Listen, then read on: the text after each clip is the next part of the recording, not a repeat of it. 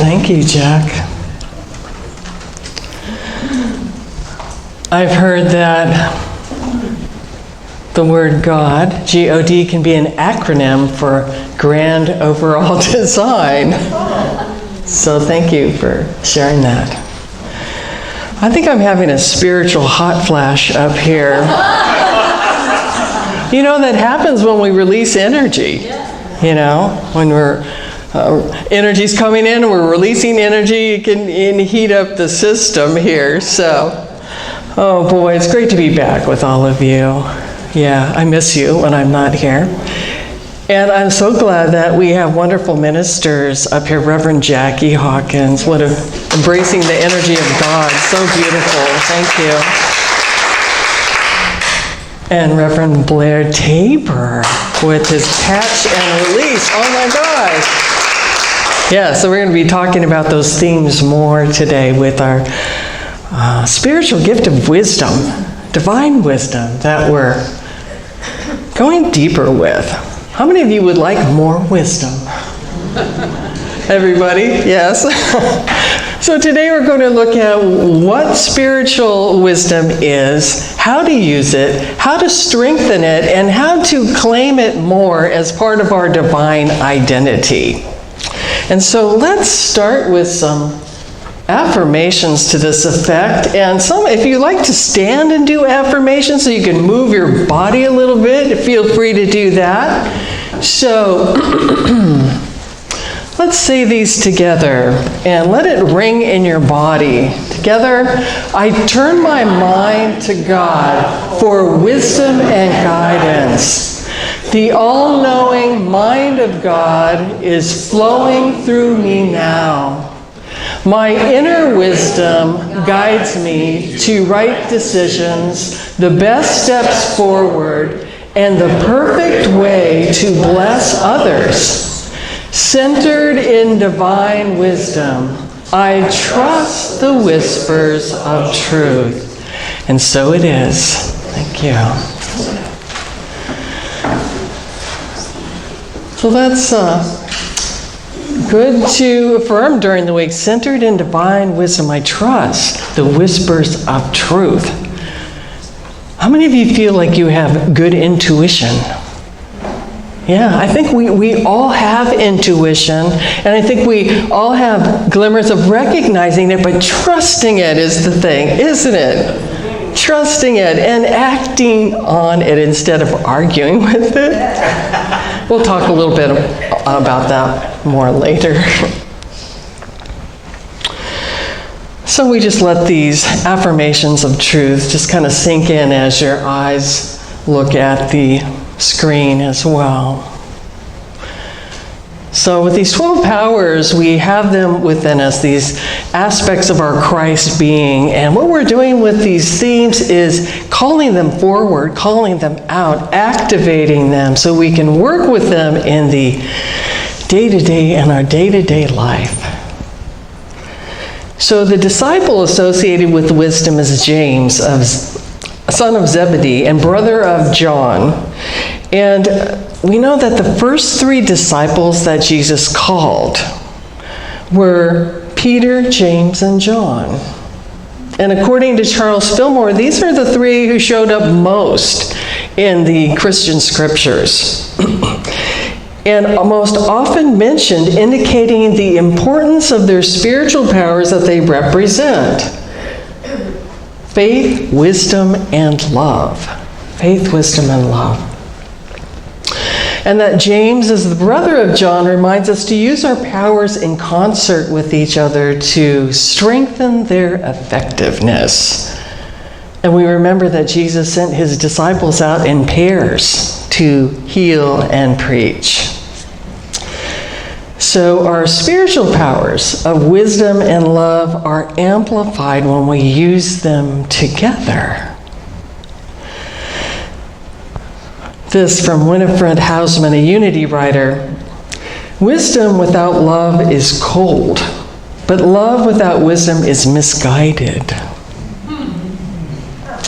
Have you ever made a decision based on what you thought was love, but neglected to have wisdom?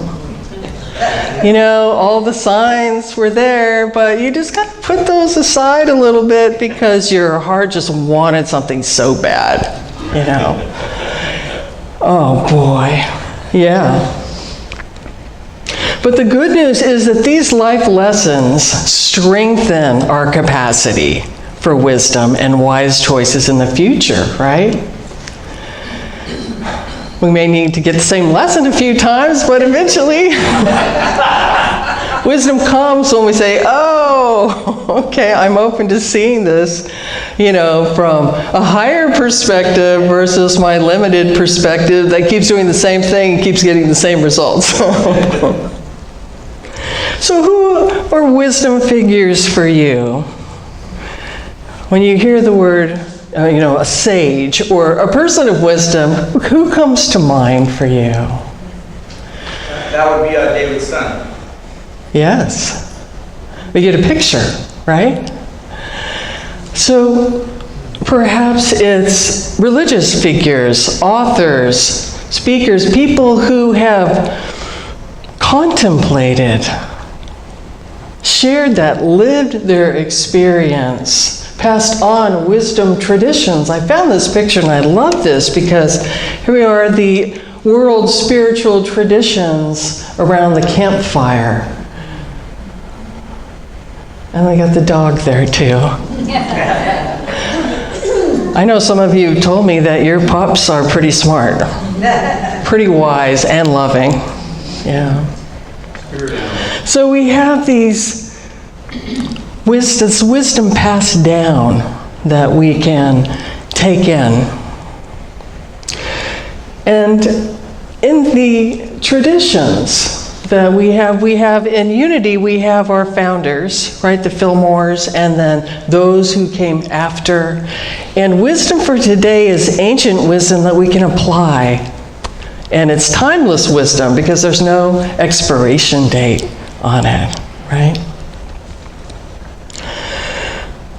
So we know that the power of our thoughts we use to create our experience of life,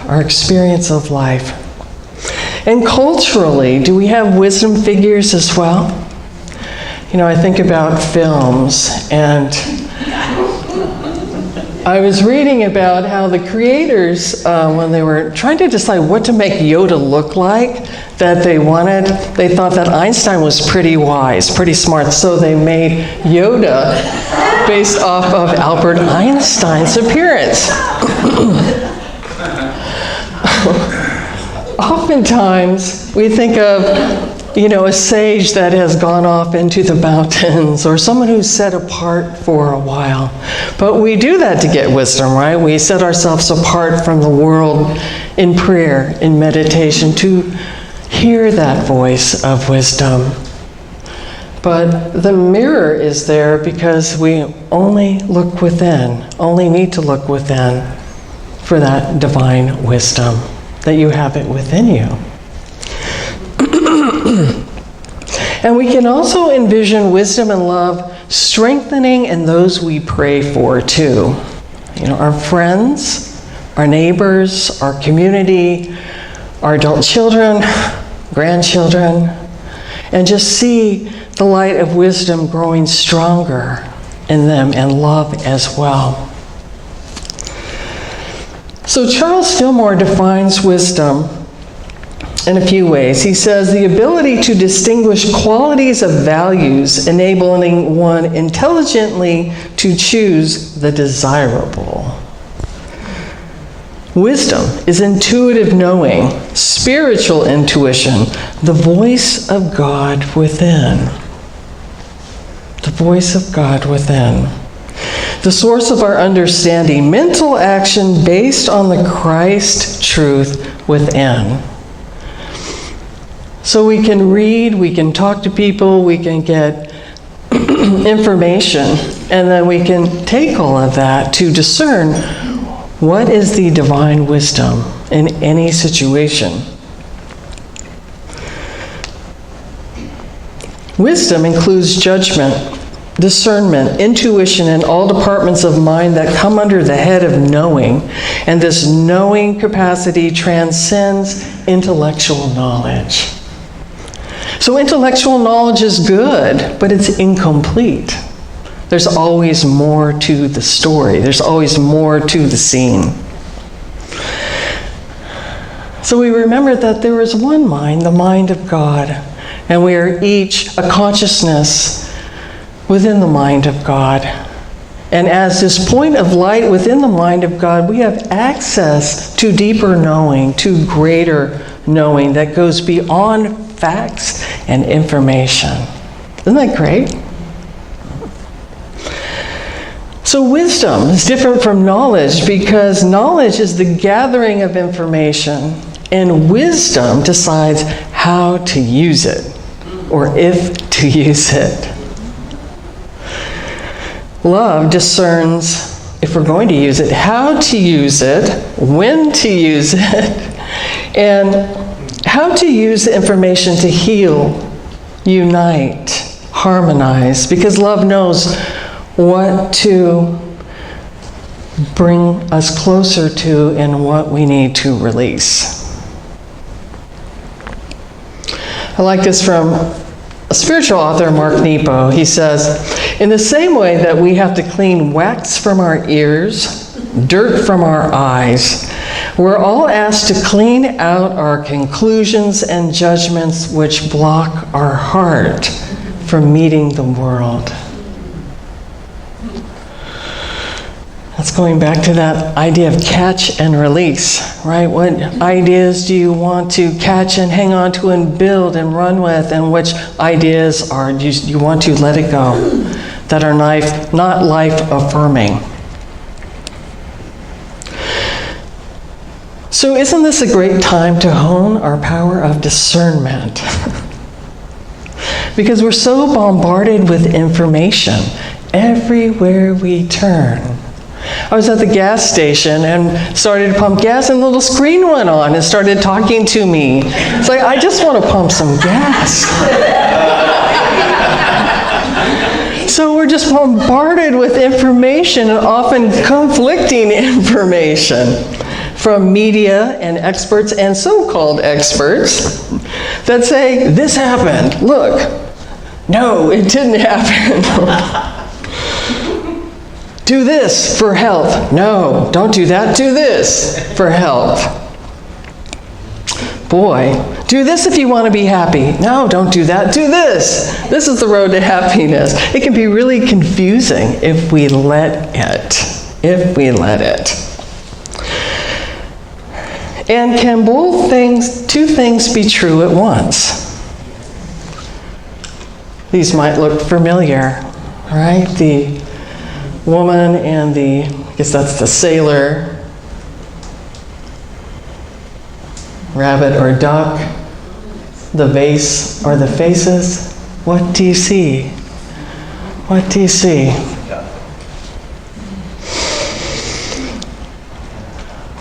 So let's look at how we can use three aspects of our gift of wisdom: judgment, discernment, and intuition.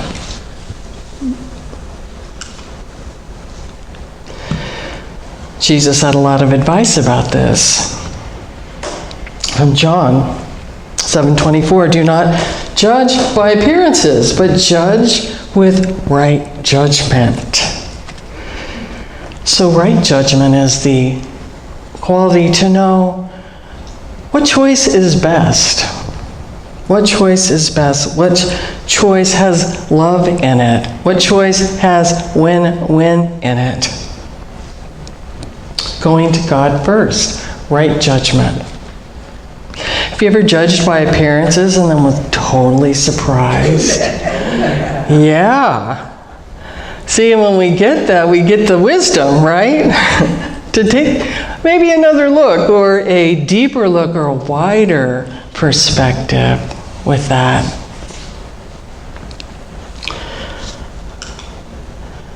Again, in the book of John, Jesus, you judge by human standards, I judge no one.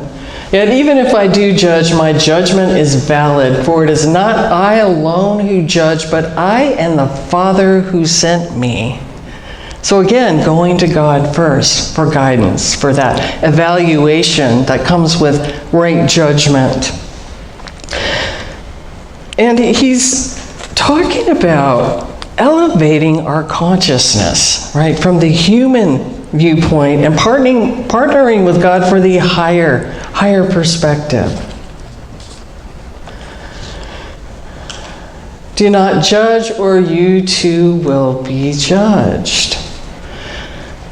For the judgment you make, you will be judged, and the measure you give will be the measure you get. So that's the idea of sowing and reaping, right? When we put out, comes back to us positive and negatively. So we want to sow good things, sow peace, sow love, sow joy, sow abundance. So Jesus taught the importance about judging through the standards set by our higher self rather than by appearances.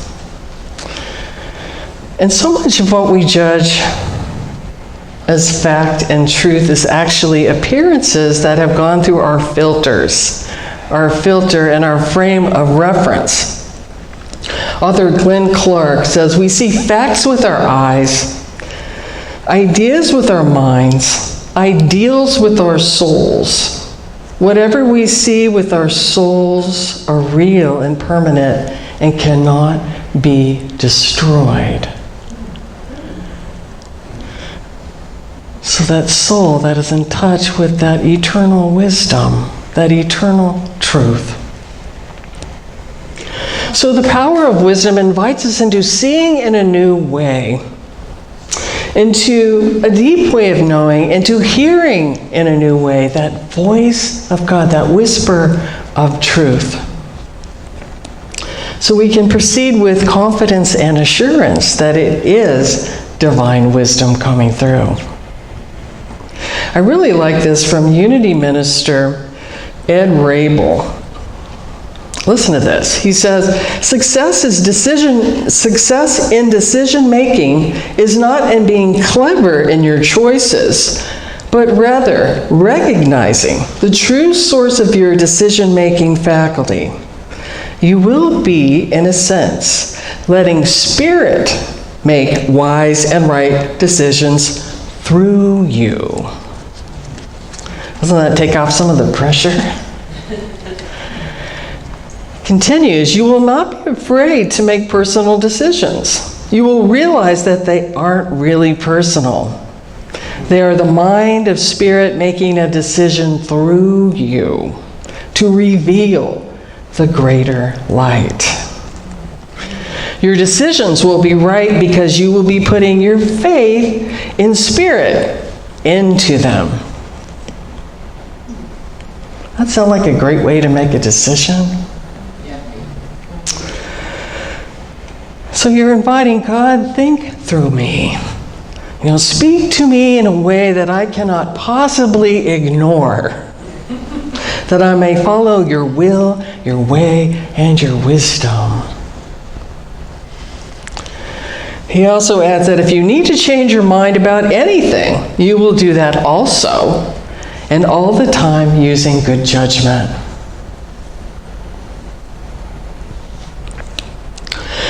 So let's talk about discernment, because that's kind of like a fine-tuning of right judgment. And discernment's the ability to slow down, to give it space for questioning, for meditating, to be in the mystery, to be okay with not knowing that God is at work in that not knowing. Our human mind doesn't know, but the mind of God knows. So giving it that space for new ideas to percolate and arise. I was thinking about this, I had experience of this at my first church where they had a beautiful sanctuary. And when you walked in, it was filled with crosses. And behind the stage was a giant wooden cross. there was a beautiful podium that a congregant had carved out of walnut with a cross. There was a giant brass cross on the piano. The windows behind had crosses the way the mullions, I guess it's called mullions, the way the windows were structured, had crosses, and then when it fell on the carpet, there were crosses. And so some really loved them. They wanted all the crosses to stay. People had strong opinions, and then there were some people that said, oh, you know, this is like too much. It reminds me of the church in my childhood where there were some wounding going on there. So this was up. This was a very big thing that was up when I first got there. And so we talked about it as a board. And the board was divided too. You know, and we could have pressed the issue and taken a vote and made something happen. But thankfully, divine wisdom came through that just said, let's just put it into prayer and see what Spirit has. And so each month we would kind of have it on the agenda and say, you want to talk about this? Anything come forth? No, not yet. And after about 6 months, one of our board members said, I had this idea, tell me what you think. She said, what if we can honor both? What if we can move the big wooden cross to the side and put a couple of chairs there and have it be a special prayer nook and put a little plaque about what the cross means in unity? And we all went, oh. And that's a very, very beautiful. You know, we hear about the cross meaning crossing out negative thinking, but there's another aspect of that too. That the horizontal line of the cross symbolizes our earthly experience. And the vertical line symbolizes our spiritual experience, our spiritual being. And where they meet in the middle is the heart, reminding us to live from the heart with Spirit while we're on this earth. So we set up the nook and people loved it. They would go sit there and chat and pray. And then there's this big blank space behind. And it's just uncomfortable to be with the blank space. Have you found that in your life? You know, you want to put something there right away. What's going to go there? So a few weeks later, she said, I have an idea of what can go there. And she was this wonderful artist who painted murals around town. She said, I would volunteer my time and everything to paint a mural behind there. And so I said, well, you know, so we talked, what represents unity? What would be beautiful? What? And so we just kind of put that into prayer again. And what came to her, she brought us a rendering of it, was a sky blue wall with big clouds and this beautiful dove bursting out of the clouds with its wings open and the unity wings behind it. And so she painted that mural on the whole back wall. And when you walked into the sanctuary, it was breathtaking. It was stunning. It took your breath away. Both sides were happy with it. We gave the big brass cross to the Catholic Church across the street. They were thrilled. They were thrilled to get that. And so, discernment. It takes patience for discernment. It takes time, but it's worth it. It's worth it. So think about your life. Is there a decision that you've been pressuring yourself to make or feeling pressured to make? And can you lift it up to discernment, to put it in that kind of sacred cocoon of discernment, trusting that all the details will just drop into place at the right time and in the right way. So the last part I want to share is about wisdom is intuition. intuition, our yes and our no's. How many of you can feel that in your body, a yes or a no?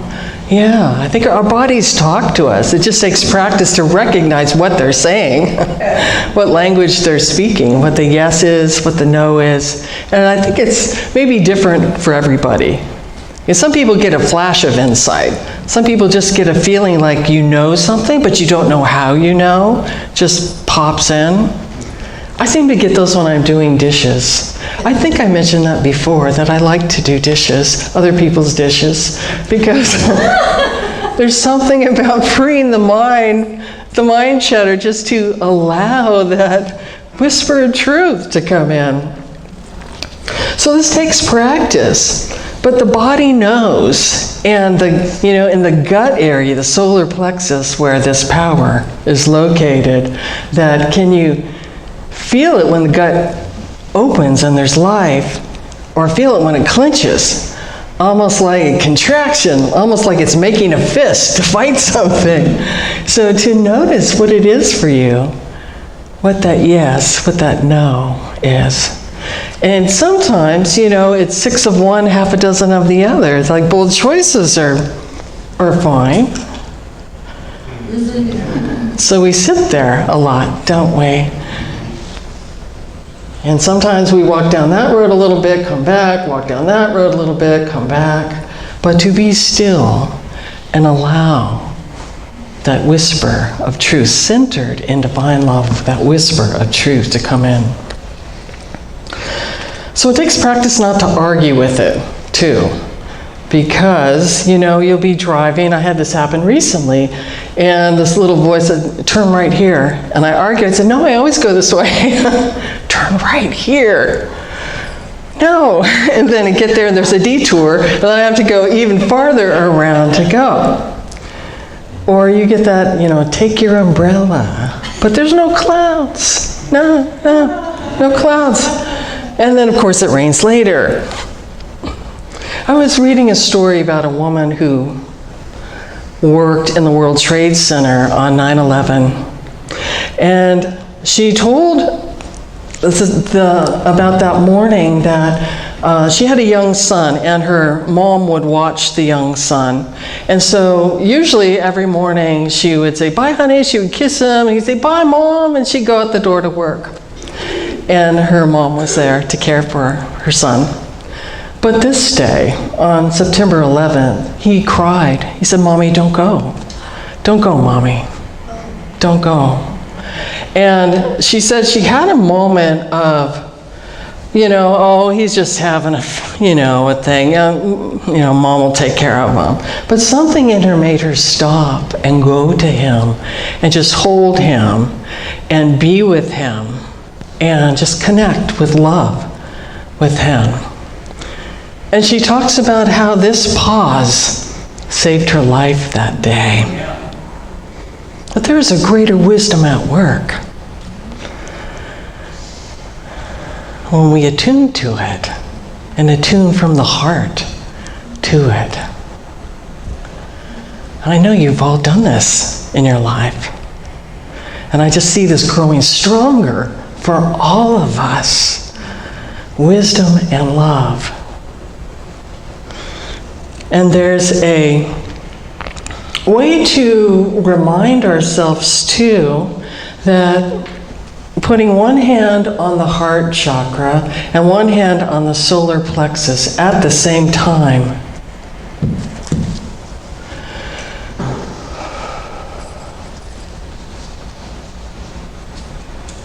taking about 3 breaths, just saying wisdom and love. Wisdom and love. In me now, right here, wisdom and love.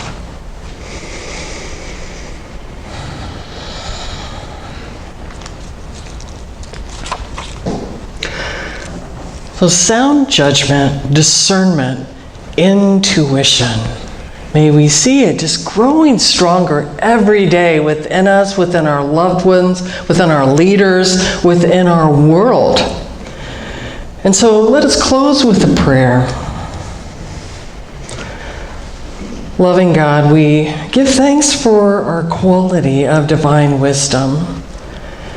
and speak to me in ways I cannot possibly ignore. Open my eyes to recognize the unmistakable signs as I release all concern and trust in your unfailing desire for my good. Thank you, God. Amen.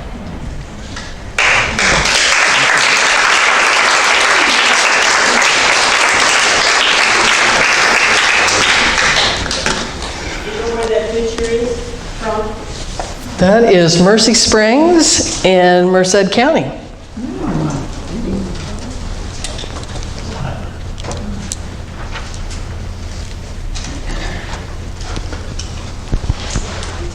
Thank you, Reverend.